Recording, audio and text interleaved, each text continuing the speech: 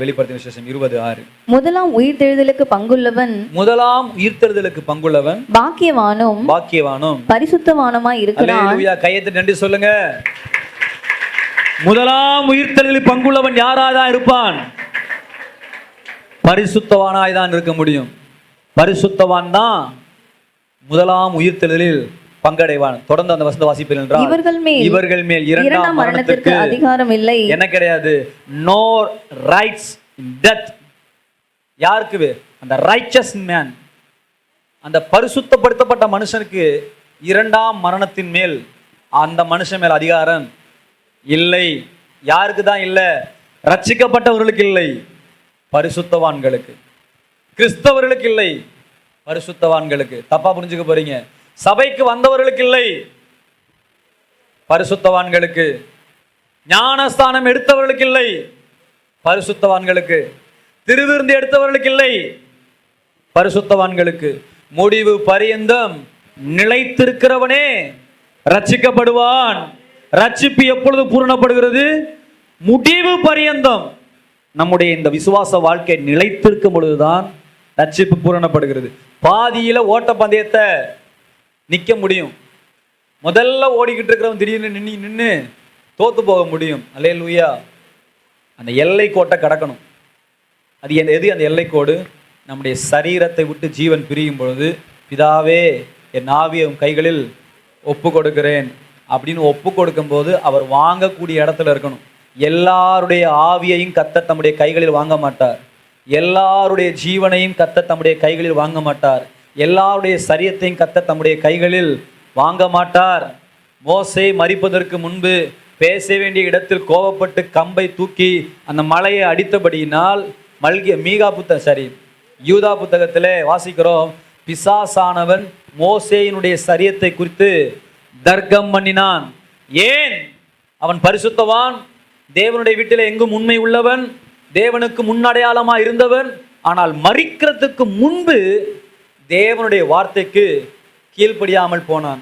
ஆனபடியினால் பிசாசு அவனுடைய சரீரத்தை எனக்கு தா, அவன் எனக்கு உரிமையானவன், அவன் கீழ்ப்படியாதவன், சண்டை போடுகிறான். அல்லேலூயா. எபேசியர் வாசிக்கும் பொழுது, கீழ்ப்படியாமையின் பிள்ளைகள் மேல் கிரியை செய்கிற அதிகார பிரபுவினுடைய இச்சையின்படி செய்ய அவனால் பிடிக்கப்பட்டவர்கள். தீமோத்தி புத்தகத்தில் சொல்லுகிறார். அல்லேலூயா. எதனா புரியுது உங்களுக்கு? அதிகார பிரபு. யாருக்கு அதிகாரம் இருக்குன்னா, சரீரம் கரைப்பட்டு போனா அவர்கள் மேல் பிசாசுக்கு அதிகாரம் உண்டு. புரிந்தவங்க ஒரு ஆமீன் சொல்லுங்க. அல்லேலூயா சொல்லுங்க. இந்த பைபிளில் நீங்க படிக்கிறீங்க இல்லையா? எல்லா வியாதியும் நோய்களால் வருவதல்ல, சரீர பலவீனத்தினால் வருவதல்ல. பல நோய்கள் பிசாசினால் வருகிறது. அதனால் தான் இயேசு கிறிஸ்துவிடத்தில் கொண்டு வருகிறார்கள். 18 வருடமால் இவள் ஒரு கூனி. இயேசு அந்த கூனியின் மேல் கை வைக்கும் பொழுது அவளுக்குள் இருந்து அந்த அசுத்த ஆவி, பலவீனப்படுத்துகிற அந்த ஆவி அவளை விட்டு புறப்பட்டது. அவள் நிமிர்ந்து நடக்க ஆரம்பித்தாள். ஒரு மனிதன் நெருப்பை கண்டால் தற்கொலை பண்ணிக்கணும், தண்ணியை கண்டால் தற்கொலை பண்ணிக்கணும். 18 வயசுல கிடையாது, சிறு பிராயத்தில் இருந்து. அதனால தான் நான் சொல்லுவேன், சின்ன வயசுல 5 வயசுல 6 வயசுல கூட பிசாசுகளால் சில பிள்ளைகளால பிடிக்க முடியும். 5 வயசு தான் நினைப்பீங்க நீங்க, ஆனா அவனுக்குள்ளேயும் சில பாவங்கள் இருக்கும். அவனுடைய ஆத்துமாவையும் பிசாசு கரைப்படுத்த முடியும். அவன் சிறு வயது முதல் நெருப்பை கண்டால் நெருப்பில் பாய்கிறான், தண்ணீரை கண்டால் தண்ணீரில் பாய்கிறான். சந்திரரோகி நோயினால் பிடிக்கப்பட்டிருக்கிறான் என்று மத்தேயு புத்தகம் 17ஆம் அதிகாரத்தில் ஒரு தகப்பன் அவனை இயேசுவிடத்தில் கொண்டு வருகிறான். இயேசு கிறிஸ்து அவனை கைகளை வைத்து ஜெபிக்கும் பொழுது அவனுக்குள் இந்த அசுத்த ஆவி அவனை விட்டு புறப்பட்ட பொழுது தரையிலே தள்ளி செத்தவனை போல அவனை தள்ளிவிட்டு போனது. சிலர் சொல்கிறார்கள் அந்த பிள்ளை செத்து போனான் என்று சொல்லி. அல்லேலூயா. மறுபடியும் அந்த பிள்ளையை உயிரோடு எழுப்பி தன் தகப்பனுடைய கையில இயேசு கிறிஸ்து ஒப்பு கொடுக்கிறார். உங்களை எத்தனை பேருக்கு நான் சொல்றது புரியுது உங்களுக்கு? அப்ப சில நேரங்களில் சில மனுஷர்கள் மேல் பிசாசு அதிகாரம் கொள்வதற்கு காரணம் என்ன? அக்கிரமங்கள், சில பாவங்கள். அந்த சின்ன பையன் எந்த பாவத்தை செஞ்சிருக்க மாட்டான். தாய் தகப்பனுடைய மூதாதையருடைய பாவங்களும் சாபங்களும் அவர்களை பிடித்திருக்கும். அல்லேலூயா. போன வாரம் செய்தியில் நான் சொன்னேன் இல்லையா, தலைமுறைகளை தாக்கும் தீர்மானங்கள். நம்ம செய்கிற தப்பு அது நம்மளோட போகாது, அது யாரை தாக்குதான்? நம்முடைய தலைமுறைகளை தாக்குது. போன வார செய்தி எத்தனை பேர் கேட்டீங்க? எத்தனை பேர் புரிஞ்சு உங்களுக்கு? எத்தனை பேர் அதை தீர்மானம் எடுத்திருக்கீங்க? என்னுடைய விருப்பத்தின்படி வாழ்கிற வாழ்க்கைன்றது அது என்னோட போகாது, நாளைக்கு அது என் பிள்ளைங்க வாழ்க்கையினுடைய முழு ஆசீர்வாதங்களையும் நாசமாக்கி விடும். பாவம் என்பது பயங்கர வல்லமையானது, அது மனுஷர்களை தாக்கி கொண்டே இருக்கும். அல்லேலூயா. அப்படிப்பட்ட பாவத்திலிருந்து விடுதலையாக வேண்டும் என்றால் நாம் ஆண்டவராக இயேசு கிறிஸ்துவின் இரத்தத்தினாலே பாவம் மன்னிப்பு அடைந்திருக்க வேண்டும். ஒருவேளை ரட்சிக்கப்பட்ட பின்பு, ஞானஸ்நானம் எடுத்த பின்பு, இந்த நாள் காலையில் முதற்கொண்டு ஏதோ ஒரு சில பாவத்தில் நீங்கள் அடிமையாக இருப்பீர்கள் என்றால் இன்றைக்கும் தேவன் உங்களுக்கு அறைக்கூவல் இடுகிறார். நீ மனம் திரும்பும்படி அவர் விரும்புகிறார், நீங்கள் பரிசுத்தமாகும்படி விரும்புகிறார். அல்லேலூயா. 1 யோவான் புத்தகம் 2ஆம் அதிகாரத்திலே நாம் வாசிக்கிறோம், இயேசு கிறிஸ்து நம்முடைய சகல பாவங்களை மன்னிக்க விரும்புகிறார். 2ஆம் அதிகாரத்தினுடைய 1ஆம் வசனமும் 1ஆம் அதிகாரத்தினுடைய 7ஆம் வசனமும் சொல்லுகிறது, அவர் நம் பாவங்களை மன்னித்து நம்மை பரிசுத்தப்படுத்த வாஞ்சை உள்ளவராக இருக்கிறார், விருப்பம் உள்ளவராக இருக்கிறார். எத்தனை பேர் நீங்க மனம் திரும்ப விரும்புறீங்க? அல்லேலூயா. நீங்க உயிரோடு இருக்கலாம், ஆனால் உங்கள் ஆவி தேவனை விட்டு தூரப்படுத்தப்பட்டிருக்கலாம். ஆவி தேவனை விட்டு தூரப்படுத்த விட்டால் உங்கள் சரீரத்திலே அது தன்னுடைய பாவத்தின் உணர்ச்சிகளை எழுப்பும். பின்பு சரீரம் செத்து போகும். சரீரம் செத்து போனால் உங்கள் சரீரத்தை நித்திய அக்கினிக்கு நேராய் அது கொண்டு போய்விடும். அல்லேலூயா. நம்முடைய ஆவி ரொம்ப ரொம்ப முக்கியம். அந்த ஆவியில தான் நமக்கு தேவனுடைய உணர்வுகள் எல்லாம் வருது. 2ஆவதாய் சொன்னேன் சரீர மரணம், 3ஆவதாய் சொன்னேன் ஆத்தும மரணம். அந்த ஆத்துமா என்பதுதான் நன்மையையும் தீமையையும் பகுத்தறிந்து நன்மையை பற்றி கொண்டிருக்க தீர்மானம் பண்ணுகிறது. அல்லேலூயா. மாம்சத்திலிருந்து பாவம் செய்கிற உணர்வு வரும். ஒரு 3 பேர் வாங்களேன். ஆத்துமா, இவர் யாரு? இந்த ஆத்துமா தான் உண்மையான மனுஷன். இவன் தான் யாரு? உண்மையான மனுஷன். சரீரம் இந்த ஆத்துமாவை பாதுகாக்கிற ஒரு கூடு. அல்லேலூயா. இந்த ஆவி இந்த ஆத்துமாவை இயக்க பண்ணுகிற ஒரு பவர். இது இந்த ஆத்துமாவை ஜெனரேட் பண்ற பவர். இந்த சரீரம் இந்த ஆத்துமா விரும்புகிற எல்லாவற்றையும் செயல்படுத்துகிற ஒரு கூடு. அல்லேலூயா. இப்போ ஒரு 3 பேருக்குமே ஒரு விஷயம், இந்த 3 பேரும் ஒண்ணா இருந்தாதான் இந்த ஆத்துமா என்ன ஆகும்? செயல்படும். ஆனா நமக்கு இந்த ஆத்துமா வெளியே தெரியாது. இதுதான் தெரியுது, சரீரம் தான் வெளியே தெரியுது. அல்லேலூயா. இப்போ இவன் என்னென்ன செய்கிறானோ அதெல்லாம் செய்வாங்க. கொஞ்ச நேரத்துக்கு நான் யாராக இருக்கேன்? நீ பாஸ்டரு, நான் ஆத்துமாவாக இருக்கிறேன். அல்லேலூயா.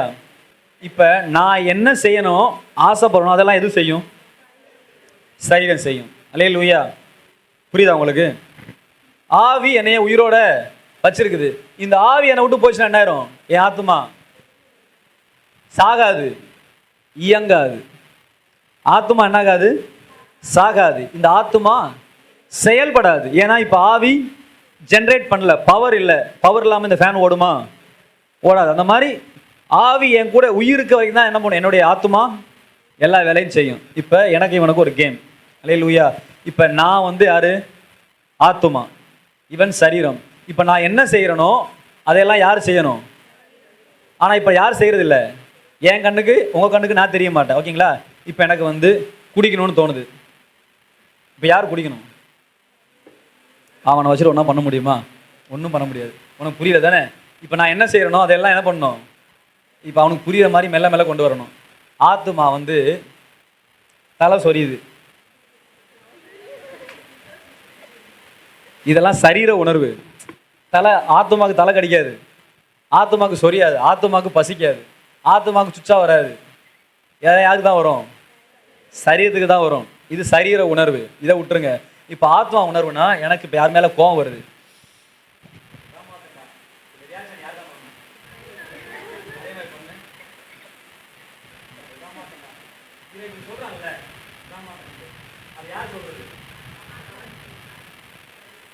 ஆத்மா அவளை மறக்கவே முடியல. லவ் பண்றது யாரு? ஆத்துமா ஆசைப்படுது, சரீரம் செய்யுது. டைப் பண்றது யாரு? என் கண்ணே டைப் பண்றா, என் மணியே, என் பிரியமே. நீர் இல்லாமல் நான் இல்லையே. வசனத்தெல்லாம் பாட்டா போட்டு அடிக்கிறீங்க. ஆனா யாருக்கு போலது? ஆண்டவர். செய்ய, நான் செய்ய செய்ய. இப்போ ஒரு பொண்ணு இருக்குது, ரெண்டு பேரும் என்ன பண்றோம்? வா வா. யார் தான் செய்யறா அதெல்லாம்? ஆத்துமா தான் ஆசைப்படுது. செய்யறதெல்லாம் யாரு? சரீரம். உண்மையிலேயே இந்த ஆத்துமாவும் ஆவியும் சரீரமும் மிக மிக பரிசுத்தமானது. எப்போ வரைக்கும்? பாவத்தை சாப்பிட்ற வரைக்கும். சாப்பிட்டோன்னா உள்ள என்ன ஆச்சு? எல்லாமே கொலாபரேட் ஆகி மாறி குழம்பி போச்சு. இப்போ இந்த ஆத்துமா எப்பவுமே நல்லதையே சிந்திக்க முடியாதபடி இந்த சரீரம் என்ன பண்ணி இருக்குது? தப்பு செய்ய தோன்றுகிறது. ஆத்துமா குடிக்க ஆசை இருக்கா? சரீர உணர்வு என்ன, சரீரத்தை என்ன பண்ணுது? இச்சைய சேம் ஆசையா இருக்குது. இப்போ கொஞ்ச நேரம் நீ ஆத்துமாவார், நானே நடிச்சுக்கார இருக்குது. இப்போ எனக்கு குடிக்கணும்னு தோணுது. சாராயத்தை பார்க்குறேன், சாராயத்தை பார்த்தோன்னே குடிக்கணும் குடிக்கணும். யார் ஹெல்ப் பண்ணுறேன்? வா வா வா வா வா வா குடிக்கணும் குடிக்கணும். யாரை கூப்பிட்டு போகிறேன்? ரெண்டு பேரும் சேர்ந்து கூப்பிட்டு போகிறேன். இந்த ஆத்துமாக்கு என்ன பண்ணுது? குடிக்கக்கூடாது, உடம்பு கெட்டு போயிடும். மது வீட்டுக்கு நாட்டுக்கும் கேடு. குடிச்சா நான் போதை ஆயிடுவேன், எங்கள் அப்பா கண்டுபிடிச்சாரு, பலார்னு விடுவார், சண்டை போடும், குடும்பத்தில் கஷ்டம், கையில் பணம் இல்லை. இதெல்லாம் எதுக்கு தெரியுது? இது எதுவுமே பரிசுத்த உணர்வு கிடையாது. இது எல்லாமே என்ன இதெல்லாமே என்ன உணர்வு? கையில் பணம் இல்லை, குடும்பம் கெட்டு போயிடும், நம்ம குடிச்சா ஆக்சிடென்ட் ஆயிடுவோம். இதெல்லாம் பரிசுத்த உணர்வா? பரிசுத்த உணர்வு இல்லை. வேர்ல்ட்லி நாலேஜ், உலக ஞானம். இந்த இந்த இந்த பயம், இந்த உணர்வுலாம் யாருக்கு வருது? ரட்சிக்கப்படாதவனுக்கும் வருது. குடிக்கக்கூடாது, குடிச்சா தப்புன்ற உணர்வு எல்லாமே வருது. இவன் சொல்றான், இல்லை இல்லை வேணாம் வேணாம் குடிக்காத குடிக்காத. இது சொல்லுது. ஒரே ஒரு முறை என்ன பண்ணுது? பேசுறா, குடிக்க வேணாம். நான் சொல்லு, இன்னைக்கு ஒரே ஒரு முறை குடிச்சுக்கோ. குடிச்சிட்டு ஏதாவது பாக்கு போட்டு மறைச்சிக்கோ. இந்த மாதிரி என்னமோ குடிகாரனுக்கு தெரியும் உள்ள எவ்வளவு பேச்சு, உள்ள உரையாடல் நடக்கும். புரியுதா உங்களுக்கு? ஒரு லவ் பண்றவங்களுக்கு தெரியும் உள்ளுக்குள்ள எத்தனை விதமான உரையாடல் அவங்களுக்குள்ள. ஒரு பக்கம் சொல்லும், நீர் இல்லாமல் நான் இல்லையே, உள்ள ஃபீலிங் இருக்கும். எப்படி ஒன்று மறக்க முடியும்? இன்னொரு பக்கம் ஆத்மா சொல்லும், ஐயோ கஷ்டப்பட்டு அம்மா அப்பா வளர்க்குறாங்க, அவங்க பேர் கெட்டு போயிடும், அவமானம் போயிடும், நான் அவங்கள கஷ்டப்படுத்தக்கூடாது, அவங்கள நான் இவனை மறந்துடணும்னு இது என்ன பண்ணும்? தீர்மானம் எடுக்கும். இதுக்கப்புறம் அந்த பக்கமே போக மாட்டேன், இந்த பக்கமாக போகிறேன், அந்த பஸ்ஸில் போக மாட்டேன், இந்த பஸ்ஸில் போகிறேன். அப்படி இப்படி என்ன பண்ண நம்ம எல்லாமே நிறைய டிசைட் பண்ணுறோம். ஆனாலும் நீ அந்த தெருவில் போகாட்டியும் அந்த பஸ்ஸில் போகாட்டியும் சரீரம் சொல்லுது. அடிக்கடி மைண்டில் நினைவை கொண்டு வருது, கனவுல கொண்டு வருது. யாரையாவது பார்த்தா அவனை மாதிரி நினைக்க வைக்குது. உட்காந்து படிச்சுக்கிட்டு இருக்கும்போது பழைய நினைவுகள்லாம், பேசின பேச்செல்லாம், அந்த பாட்டெல்லாம், அந்த காட்சியெல்லாம் உள்ளுக்குள்ள ஒவ்வொன்றாய் கொண்டு வந்து நிறுத்துது. அவனை பார்க்கல, பட் அவனை மறக்க முடியலை. இந்த போராட்டம் எங்கே நடக்குது நினைக்கிறீங்க? ஆத்துமாவுக்குள்ள நடக்குது. எங்கேருந்து நடக்குது? சரீரத்தில் நடக்குது. நான் சொன்ன புரிஞ்சா இப்போ உங்களுக்கு?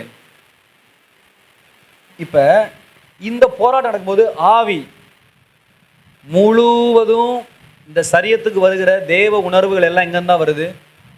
ஆவியில தான் வருது. இப்போ பரிசுத்தன் சொல்லுவார், இப்போ நீ சொல்லு, அந்த பொண்ணு தான் உன் வாழ்க்கைன்னு சொல்லு. அந்த பொண்ணு தான் வாழ்க்கை. ரெண்டு பேரும் பார்க்கறதுக்கு மேட்சாக இருக்கிறீங்க. ரெண்டு பேரும் பார்க்கறதுக்கு மேட்சாக இருக்கு. ஹைட்டு கரெக்டாக இருக்குது, ஹைட்டு கரெக்டாக, கலரு கரெக்டாக இருக்குது, கலரு கரெக்டாக. உனக்காகவே அவள் பிறந்தவள் போல இருக்கிறார். உனக்காகவே அவள் பிறந்தவள். இதெல்லாம் என்ன பண்ணுது? சொல்லுது. சரி, மூணாவது மனுஷன் என்ன பண்ணுறான்? நீ சொல்லு. ஆமாண்டி ஆமாண்டி ஆமாண்டி ஆமாண்டி. பின்னுக்கு இருந்து அதுவும் ஓதுது. உள்ளேருந்து தேவன் சொல்கிறாரு, உள்ளேருந்து தேவன் சொல்லுது, உன் சரீரம் கர்த்தருடைய ஆலயம், சரித கர்த்தருடைய ஆலயம், நீ என்னுடையவள், நீ என்னுடைய, உனக்கு நான் ஒரு பெரிய எதிர்காலத்தை வச்சிருக்கிறேன். உனக்கு நான் பெரிய எதிர்காலத்தை வச்சுக்கிறேன். ரெண்டுமே எங்கே வருது? ஒரு பக்கம் சரியன் சொல்லுது, அவன் தான் கரெக்டு. இந்த பக்கம் ஆண்டவர் சொல்கிறாரு, நான் உனக்கு கரெக்டாக வச்சுக்கிறேன், உனக்கு நீ சின்ன பொண்ணு, உனக்கு சின்ன பையன், உனக்கு எதுவுமே புரியாது, இன்னைக்கு எல்லாம் குரங்க பார்த்தாலும் சூப்பராக தான் தெரியும்னு ஆண்டவர் சொல்லுவார். அதனால தான் தப்பு செய்யும்போது அழுக வருது, ஜெபம் பண்ணும்போது நடுங்குது. ரட்சிக்கப்பட்டவங்க நான் சொல்கிற உணர்வு புரியும். குடிக்கணும்னு ஆசை வரும்போது வாயில வைக்கும் போது உள்ள நாட சொல்றாரு, வேணாம் வேணாம் செய்யாத. ரெண்டுக்கும் பக்கத்துல நடுவுல இந்த ஆத்துமா இருக்குல்ல, அப்படியே மண்டை குழம்பி போய் என்ன பண்ணுது, அப்படியே குழம்பி நிக்குது. என்ன பண்றதுன்னு தெரியலையே. சரீரம் ஸ்ட்ராங்கா இருந்தா என்ன பண்ணிரும், தாப்பாங்க இழுத்துட்டு போயிட்டு எல்லா பாவத்தையும் செய்ய வைக்கும், எல்லாத்தையும் செய்ய வைக்கும். ஆவியினாலே சரீரத்தின் செய்கைகளை அழித்தால் நீங்கள், அப்படி சரீரத்தின் செய்கையை அழிக்கணும்னா யாரை பிடிக்கணும், ஆத்மாவை. இப்ப இந்த பக்கம் நீ என்னை கை பிடிச்சு, இப்ப நீ இப்பதான் வந்திருக்க, நீ இந்த பக்கம் கை பிடிச்சலு. சரீரம் சொல்லுது இந்த பாவத்தை செய்ய என் கூட வான்ட்டு, ஆவி சொல்லுது இல்ல நீ என் கூட இருக்கணும்னு சொல்லு. ரெண்டுக்கும் நடுவில் நல்லா நல்லா நல்லா இல்லைங்க, பார்க்கலாம் நல்லா கை பாதி பாதி தான் பரவாயில்ல. ரெண்டு பேருக்கும் போட்டி, ரெண்டு பேர்ல யார் ஜெயிக்கலாம் பார்க்கலாம்.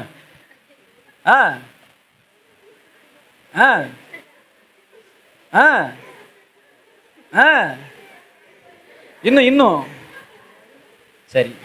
இப்ப ஏன் அவன் ஜெயிச்சான்,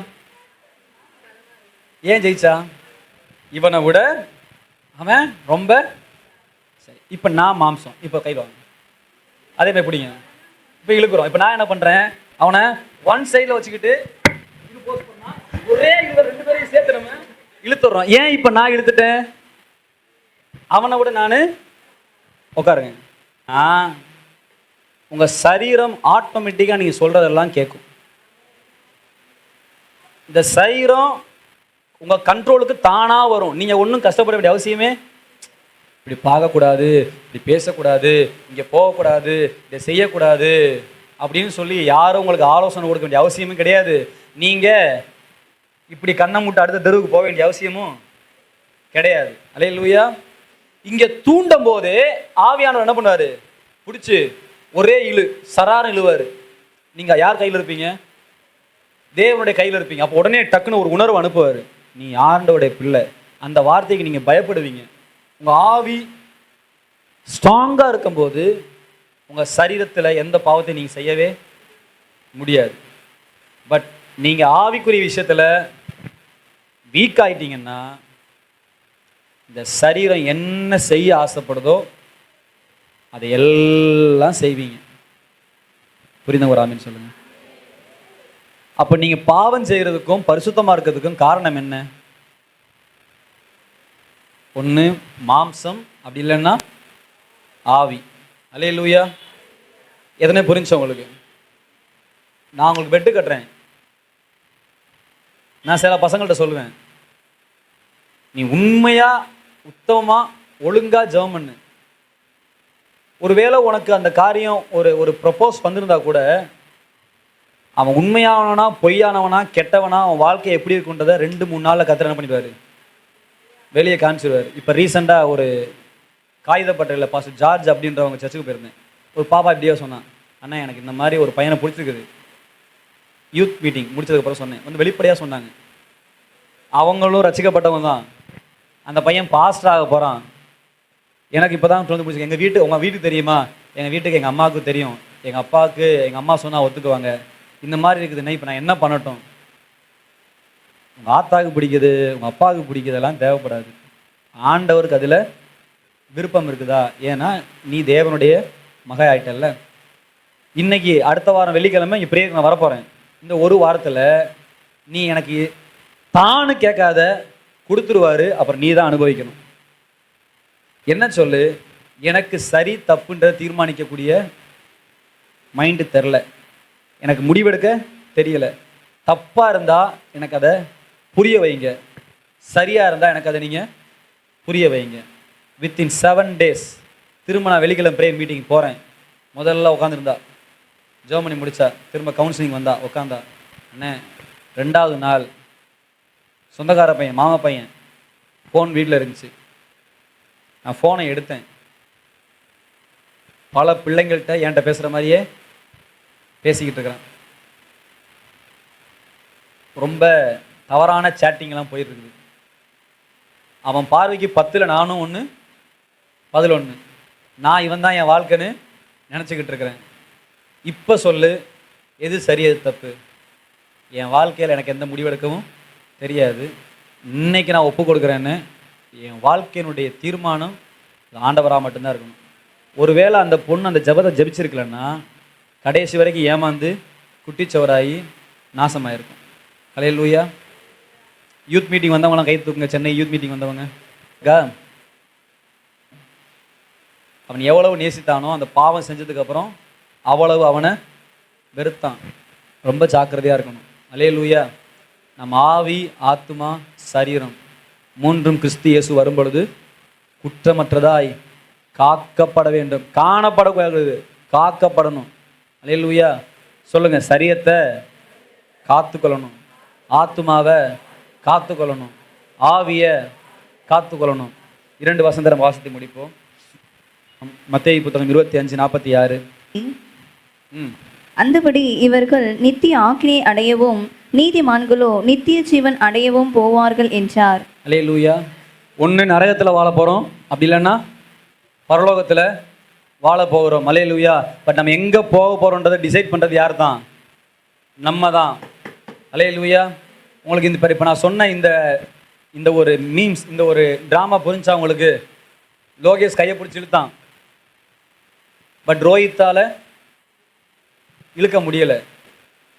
ஏன்னா இவனை விட அவன் கொஞ்சம் வலு அதிகமாக இருந்தான்.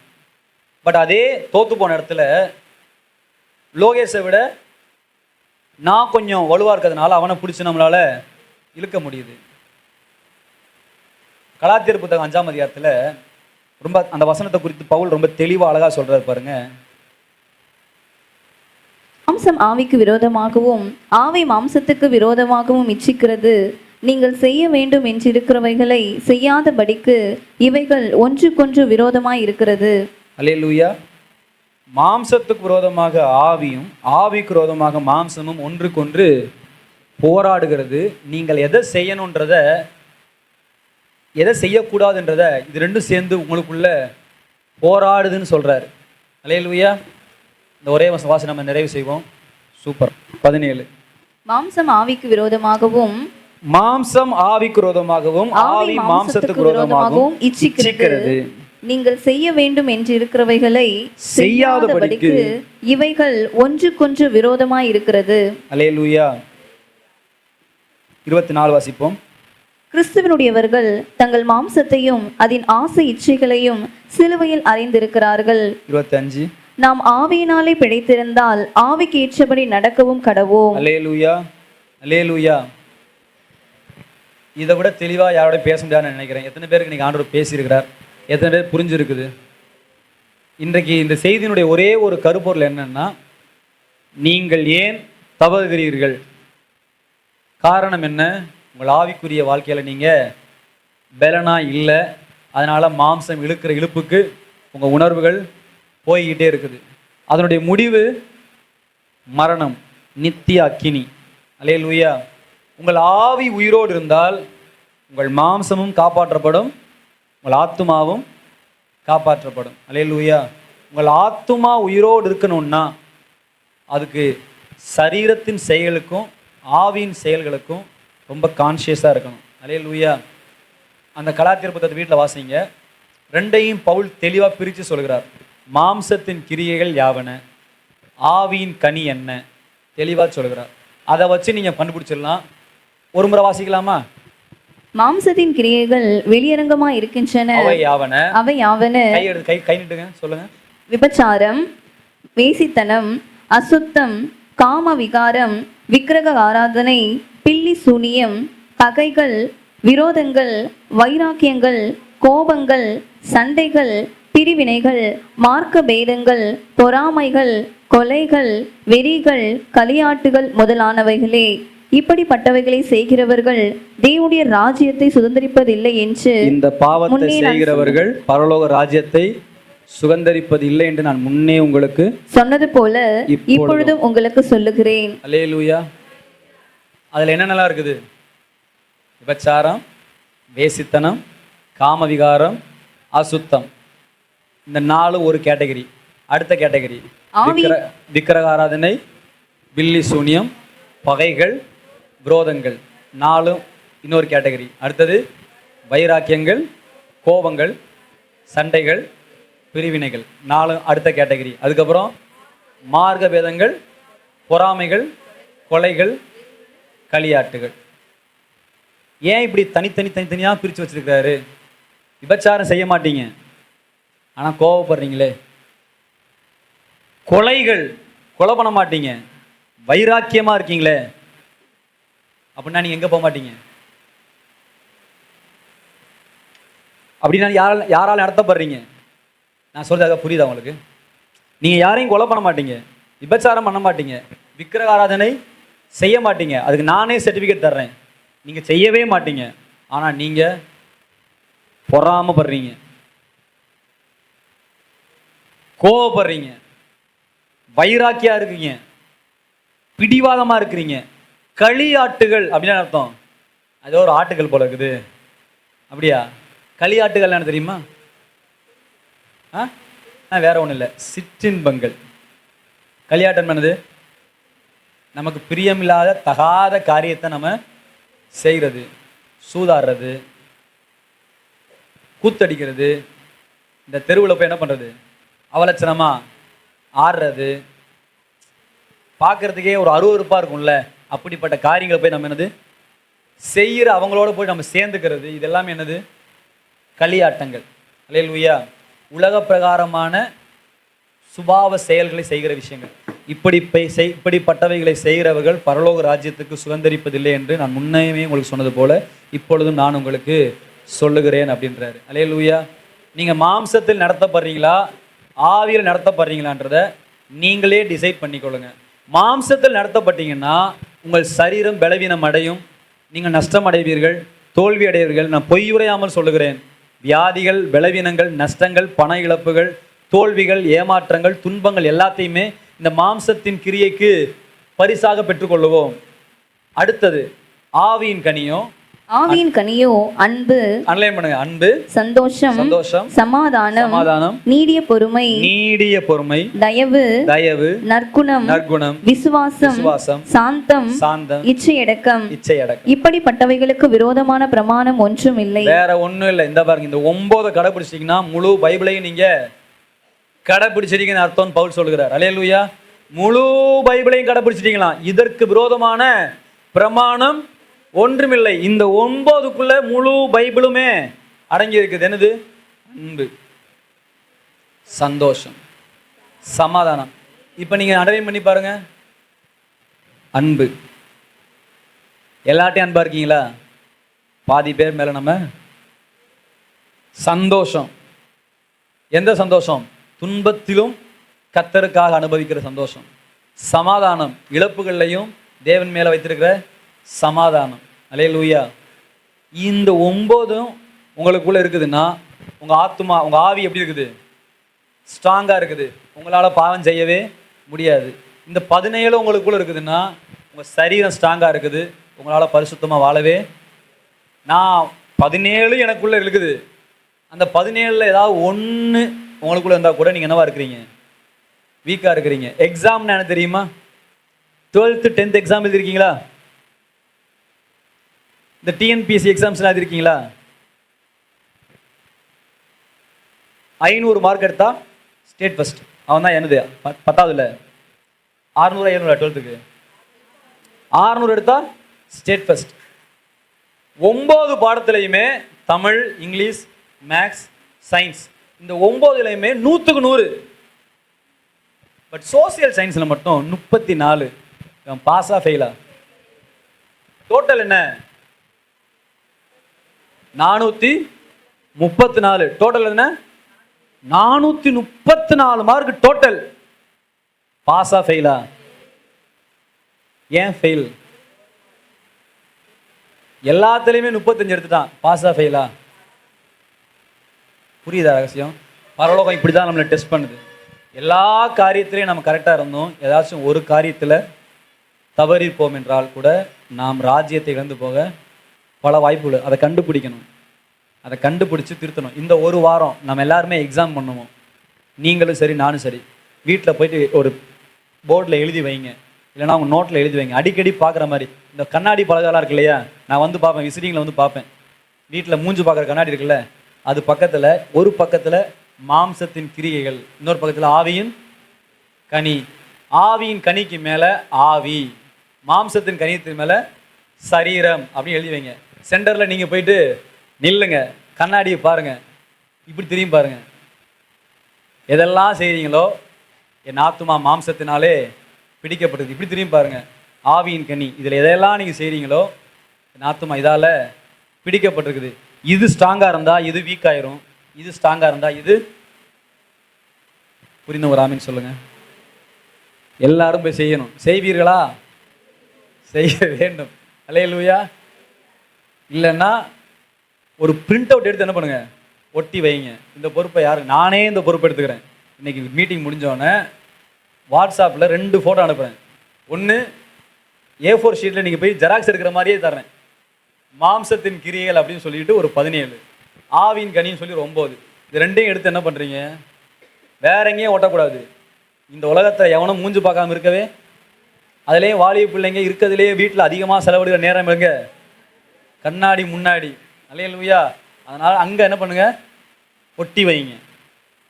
தெரியாமல் நீங்கள் அழகாக புதுப்பிக்கப்படுவீங்க. கர்த்தர் உங்களை ஆசீர்வதிப்பார்.